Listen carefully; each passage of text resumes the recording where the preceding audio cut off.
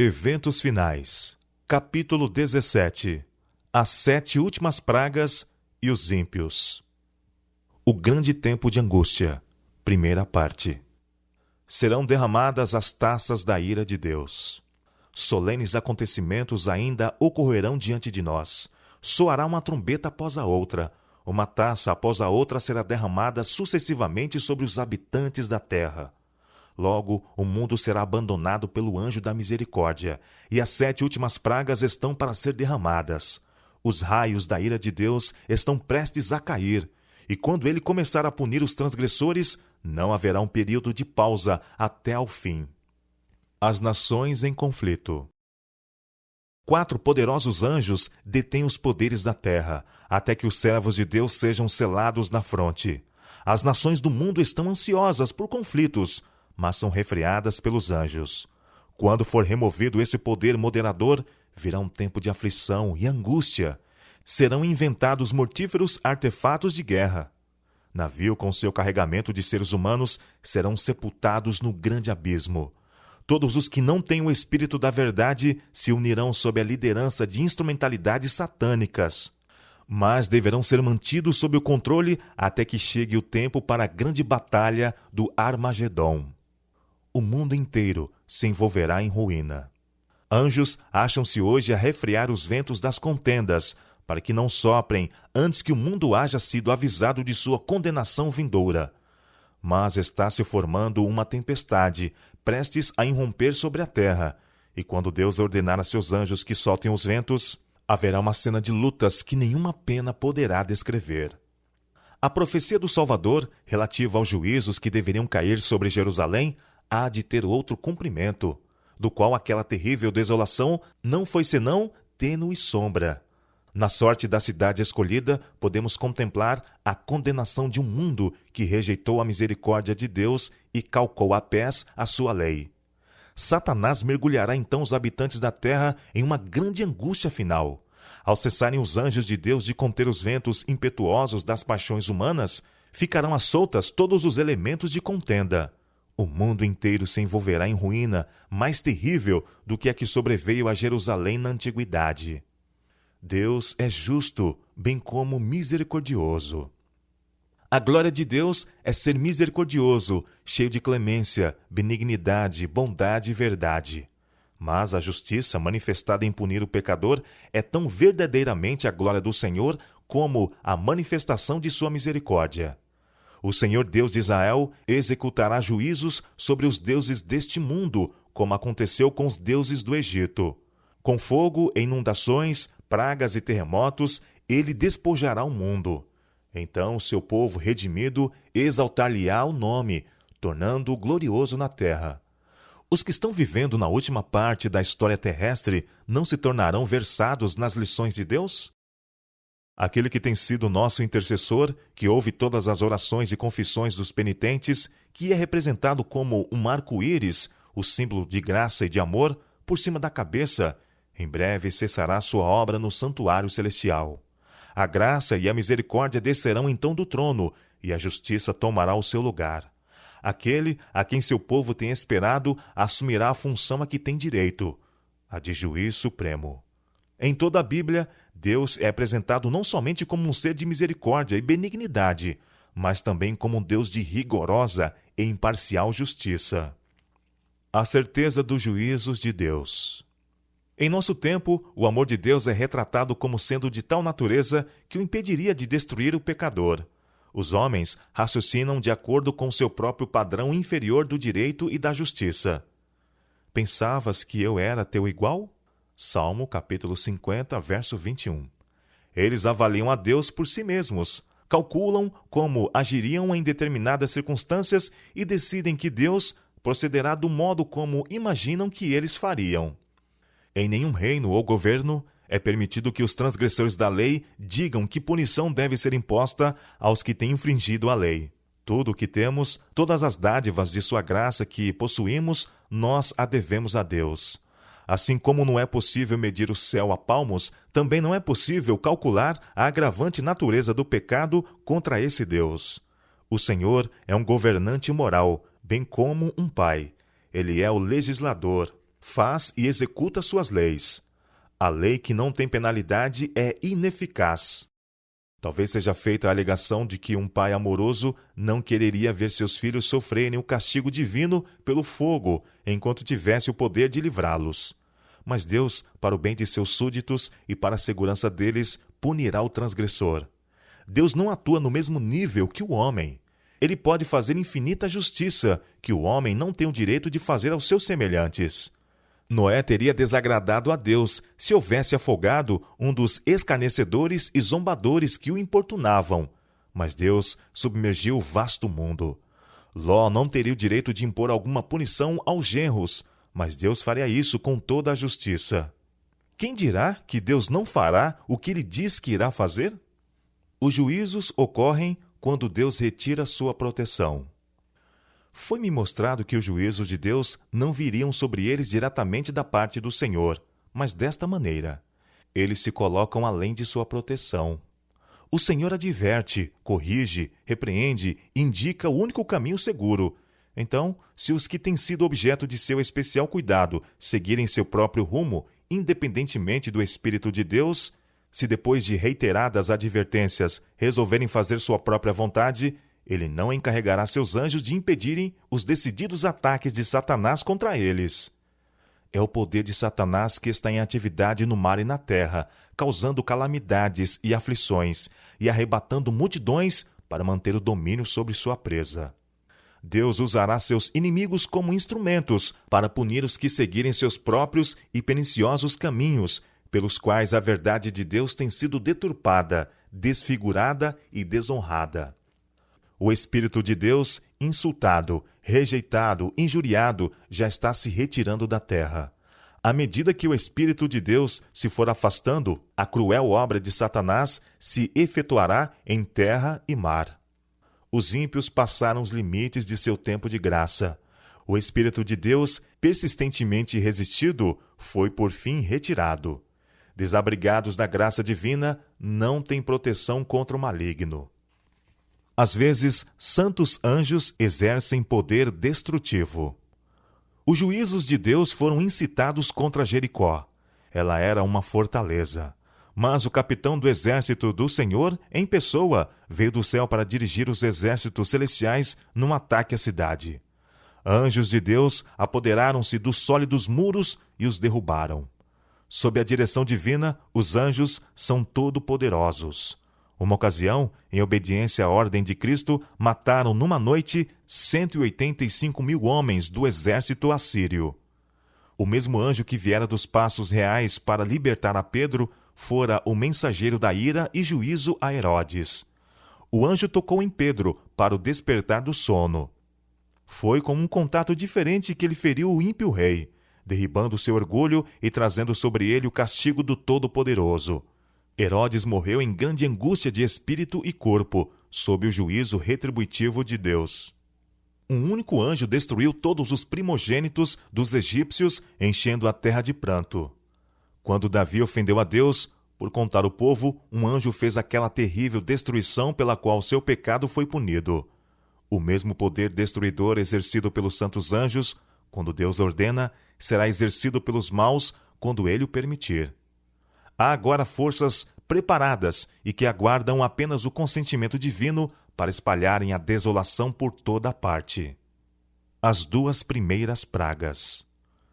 Quando Cristo cessar de interceder no santuário, será derramada a ira que, sem mistura, se ameaçar a fazer cair sobre os que adoram a besta e sua imagem, e recebem o seu sinal. As pragas que sobrevieram ao Egito quando Deus estava prestes a libertar Israel eram de caráter semelhante aos juízos mais terríveis e extensos que devem cair sobre o mundo precisamente antes do libertamento final do povo de Deus. Diz o autor do Apocalipse, descrevendo esses tremendos flagelos: fez-se uma chaga má e maligna nos homens que tinham o sinal da besta e que adoravam a sua imagem. O mar se tornou em sangue como de um morto, e morreu no mar toda a alma vivente. As pragas estavam caindo sobre os habitantes da terra. Alguns estavam acusando a Deus e amaldiçoando-o. Outros se precipitavam para o povo de Deus e pediam que se lhes ensinassem como poderiam escapar dos seus juízos. Mas os santos nada tinham para eles. A última lágrima pelos pecadores tinha sido derramada. Oferecida havia sido a última oração aflita. Arrostado o último peso de cuidados pelos pecadores e dada a última advertência. A terceira praga. Vi que os 4 anjos segurariam os 4 ventos até que a obra de Jesus estivesse terminada no santuário. E então viriam as 7 últimas pragas. Estas pragas enfureceram os ímpios contra os justos, pois pensavam que nós havíamos trazido juízos divinos sobre eles, e que se pudesse livrar a terra de nós, as pragas cessariam. Saiu um decreto para se matarem os santos, o que fez com que estes clamassem dia e noite por livramento. Este foi o tempo de angústia de Jacó. Então todos os santos clamaram com angústia de espírito e alcançaram livramento pela voz de Deus. E os rios e fontes das águas se tornaram em sangue. Terríveis como são estes castigos, a justiça de Deus é plenamente reivindicada. Declara o anjo de Deus: Justo és tu, ó Senhor, porque julgastes estas coisas. Visto como derramaram o sangue dos santos e dos profetas, também tu lhes deste o sangue a beber, porque disto são merecedores. Apocalipse capítulo 16, versos 2 a 6. Condenando o povo de Deus à morte, são tão culpados do crime do derramamento de seu sangue como se esse tivesse sido derramado por suas próprias mãos. A quarta praga. Na praga que se segue, é dado poder ao sol para que abrasasse os homens com fogo, e os homens foram abrasados com grandes calores. Os profetas assim descrevem a condição da terra naquele tempo terrível. E a terra está triste, porque a colheita do campo pereceu. Todas as árvores do campo se secaram, e a alegria se secou entre os filhos dos homens. A semente apodreceu debaixo dos seus torrões, os celeiros foram assolados. Como geme o gado. As manadas de vacas estão confusas, porque não têm pasto. Os rios se secaram, e o fogo consumiu os pastos do deserto. Os cânticos do templo serão gritos de dor naquele dia, diz o Senhor Jeová. Muitos serão os cadáveres. Em todos os lugares serão lançados fora em silêncio. Estas pragas não são universais. Ao contrário, os habitantes da terra serão inteiramente exterminados. Contudo, serão os mais terríveis flagelos que já foram conhecidos por mortais. A quinta praga. Com brado de triunfo, zombaria e imprecação, multidões de homens maus estão prestes a cair sobre a presa. Quando eis um denso negror, mais intenso do que as trevas da noite, cai sobre a terra. Então o arco-íris, resplandecendo com a glória do trono de Deus, atravessa os céus e parece cercar cada um dos grupos em oração. As multidões iradas subitamente se detêm, silenciam seus gritos de mofa. É esquecido o objetivo de sua ira sanguinária. Com terríveis pressentimentos contemplam o símbolo da aliança de Deus, anelando pôr-se ao amparo de seu fulgor insuperável. É à meia-noite que Deus manifesta o seu poder para o livramento de seu povo. O sol aparece resplandecendo em sua força. Sinais e maravilhas se seguem em rápida sucessão. Os ímpios contemplam a cena com terror e espanto, enquanto os justos veem com solene alegria os sinais de seu livramento. A lei de Deus aparece no céu. Aparecerá então de encontro ao céu uma mão segurando 2 tábuas de pedra dobradas uma sobre a outra. Diz o profeta: os céus anunciarão a sua justiça, pois Deus mesmo é o juiz. Salmo 50, verso 6. Aquela santa lei, a justiça de Deus, que por entre trovões e chamas foi no Sinai proclamada como guia da vida, revela-se agora aos homens como a regra do juízo. A mão abre as tábuas e vence os preceitos do decálogo, como que traçados com pena de fogo. As palavras são tão claras que todos a podem ler. Desperta-se a memória, varrem-se de todas as mentes as trevas da superstição e a heresia, e os 10 preceitos divinos, breves, compreensivos e autorizados, apresentam-se à vista de todos os habitantes da terra. Os perdidos condenam seus falsos pastores. Membros da igreja que viram a luz e se convenceram, mas confiaram a salvação de sua alma ao pastor, No dia de Deus ficarão sabendo que outra pessoa não pode pagar o resgate por suas transgressões. Haverá um terrível clamor. Estou perdido, eternamente perdido. Homens ficarão com vontade de despedaçar os pastores que pregaram falsidades e condenaram a verdade. Todos se unem em acumular suas mais amargas condenações contra os ministros. Pastores infiéis profetizaram coisas agradáveis, levaram os ouvintes a anular a lei de Deus e a perseguir os que a queriam santificar. Agora, em seu desespero, esses ensinadores confessam perante o mundo sua obra de engano. As multidões estão cheias de furor. Estamos perdidos, exclamam, e vós sois a causa de nossa ruína. E voltam-se contra os falsos pastores. Aqueles mesmos que mais os admiravam pronunciarão as mais terríveis maldições sobre eles. As mesmas mãos que os coroavam de lauréis levantar-se-ão para destruí-los. As espadas que deveriam matar o povo de Deus são agora empregadas para exterminar os seus inimigos. Vemos aí que a igreja, o santuário do Senhor, foi a primeira a sentir o golpe da ira de Deus. Os anciãos, aqueles a quem Deus dera grande luz e que haviam ocupado o lugar de depositários dos interesses espirituais do povo, haviam traído o seu depósito. A palavra de Deus é invalidada por falsos pastores. Em breve, sua obra recairá sobre si mesmos. Então serão testemunhadas as cenas descritas em Apocalipse 18, em que os juízos de Deus cairão sobre a Babilônia mística. A sexta praga. Os espíritos diabólicos sairão aos reis da terra e ao mundo inteiro, para segurá-los no engano e forçá-los a se unirem a Satanás em sua última luta contra o governo do céu. O Espírito de Deus está gradualmente se retirando do mundo. Satanás também está concentrando as forças do mal, dirigindo-se aos reis do mundo inteiro para reuni-los sobre o seu estandarte e prepará-los para a peleja do grande dia do Deus Todo-Poderoso. Após a descrição que João, em Apocalipse 16, faz desse poder operador de milagres, que ajuntará o mundo para o último grande conflito, os símbolos são deixados para trás e a voz da trombeta dá mais uma vez o sonido certo. Eis que venho como vem o ladrão. Bem-aventurado aquele que vigia e guarda as suas vestes, para não andar nu e não se veja sua vergonha. Depois de sua transgressão, Adão e Eva estavam nus, pois a vestimenta de luz e proteção se apartara deles. O mundo terá esquecido a admoestação e as advertências de Deus, como aconteceu com os habitantes do mundo no tempo de Noé, e também com os moradores de Sodoma.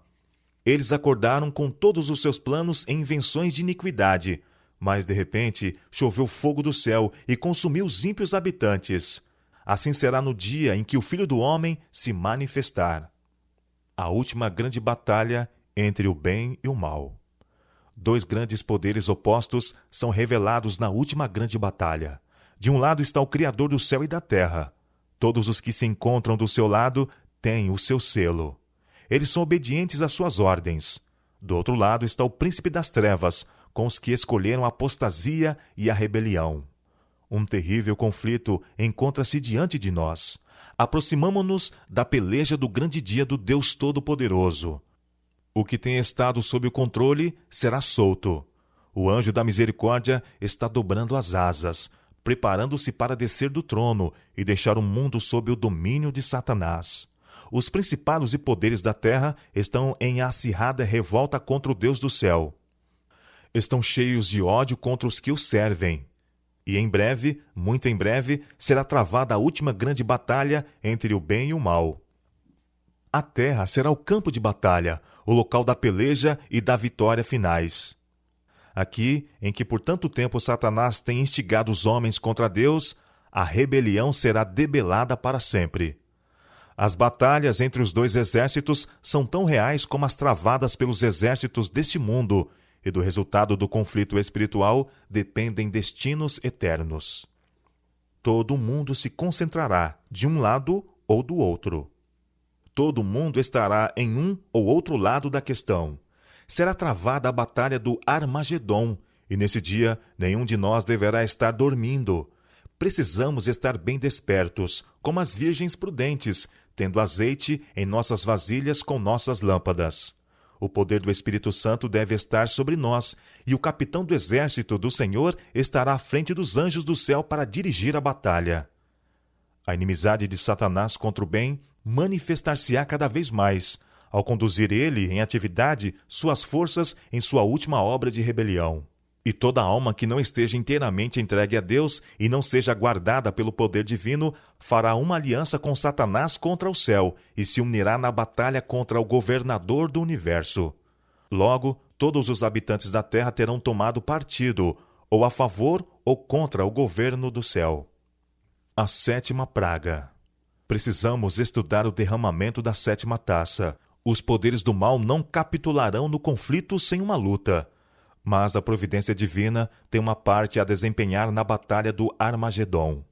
Quando a terra for iluminada com a glória do anjo de Apocalipse 18, os elementos religiosos, bons e maus, despertarão do sono, e os exércitos do Deus vivo pôr-se-ão em campo.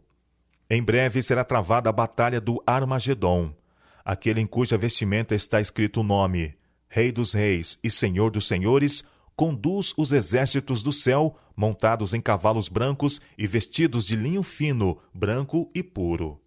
A terra inteira se levanta, dilatando-se como as ondas do mar. Sua superfície está a quebrar-se. Seu próprio fundamento parece ceder. Cadeias de montanha estão a sossobrar. Desaparecem ilhas habitadas. Os portos marítimos, que pela iniquidade se tornaram como Sodoma, são tragados pelas águas enfurecidas. As mais orgulhosas cidades da terra são derribadas. Os suntuosos palácios em que os grandes homens do mundo dissiparam suas riquezas com a glorificação própria desmoronam-se diante de seus olhos. As paredes das prisões fendem-se, e o povo de Deus, que estivera retido em cativeiro por causa de sua fé, é libertado.